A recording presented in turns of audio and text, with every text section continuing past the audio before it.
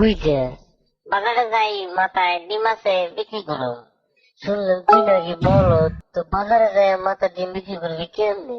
এটা তুই বুঝবি না, তুই অত শুনলাম কম যাস না।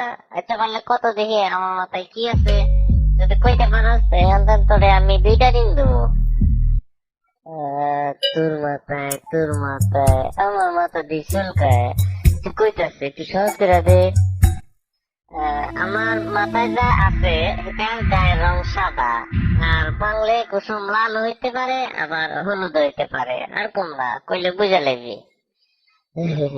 বুঝে গেছি, তোর মাথায় লেম্বু। তুই আসলে একটা বলদ। হয় নাই আমার মাথায় ডিম।